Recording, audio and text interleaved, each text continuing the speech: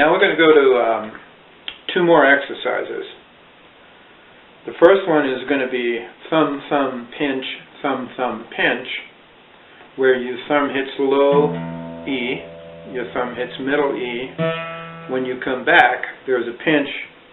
Your index finger hits the open D string at the same time your thumb is hitting the low E string. These are two open strings. So it's thumb, thumb, pinch, followed by the thumb. Thumb, thumb, pinch. And then another thumb, thumb, pinch followed by the thumb. But that one is between the thumb hitting the low E string and your middle finger hitting the high E string. So it's thumb, thumb, pinch, thumb, thumb, thumb, pinch, thumb. Or thumb, thumb, 2, pinch, thumb, thumb, 3, pinch.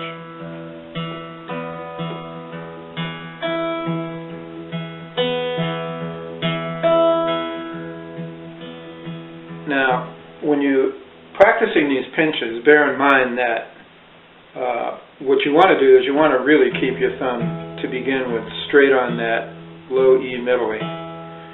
But eventually you can work things like this into picking different notes with your index or your middle finger.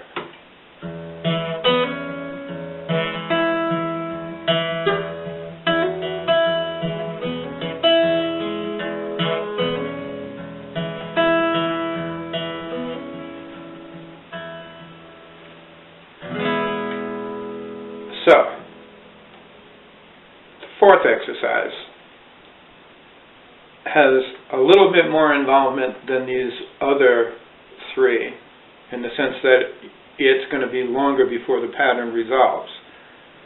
It's going to start with a pinch between the low E string and the high E string, followed by your index finger hitting the middle B, followed by your thumb hitting the middle E. Then your middle finger on your right hand hits the open high E string, and your thumb, to continue the 4/4 pattern, hits the low E string. Then your index finger hits the middle B string, and your thumb is going to hit the middle E string. Notice nothing's moving on the left hand.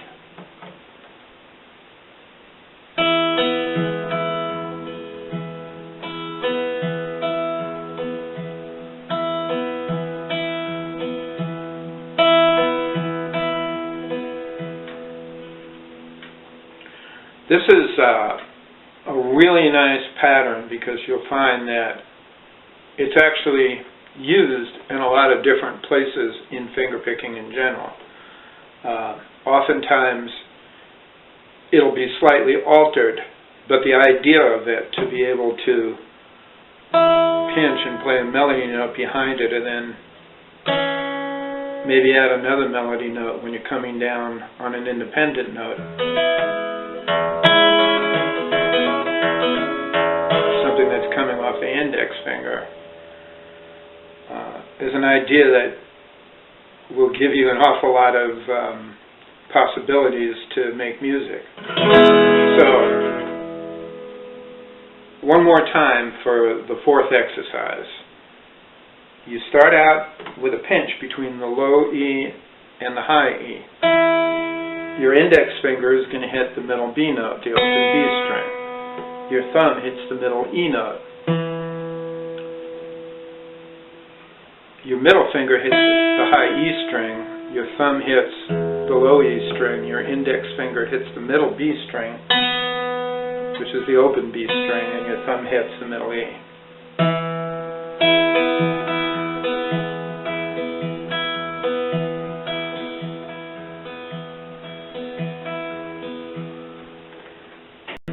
And if you're wondering how to bridge or how to rest your hand on the guitar, is there any one way to do it? You know, theoretically, if you're keeping your wrist relatively still, then it's a lot easier to target the strings because you're going to have a point of reference for your thumb and get this thing going automatically. But you can do it relatively loosely, depending on the style you're playing in. Blues guys that play alternating bass, and a lot will just play single 4/4 bass, but the blues guys that play alternating bass, a lot of times they're just sweeping the bass.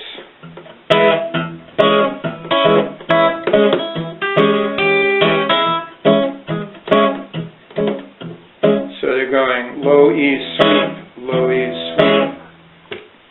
Very much like Merle Travis's style of playing. So if I were to just simply take this pattern and start moving barred E major chords up and down the neck, I could immediately start creating a little bit of new music.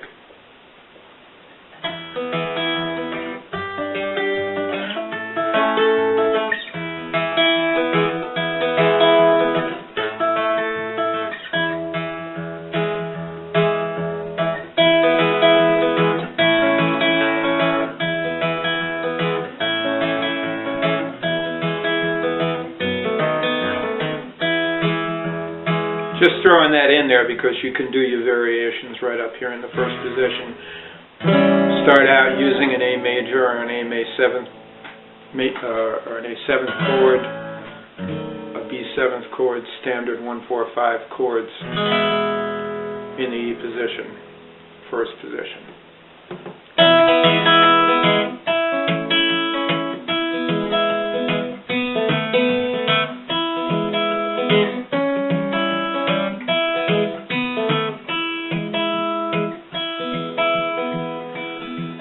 That's exercise number 4.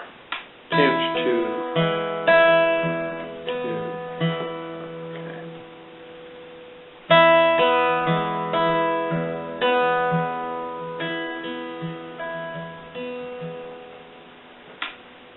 Okay, now one more note. I'm not using a thumb pick right now, and when you're first starting out, a lot of people don't quite know whether or not they should be using a thumb pick on exercises or not.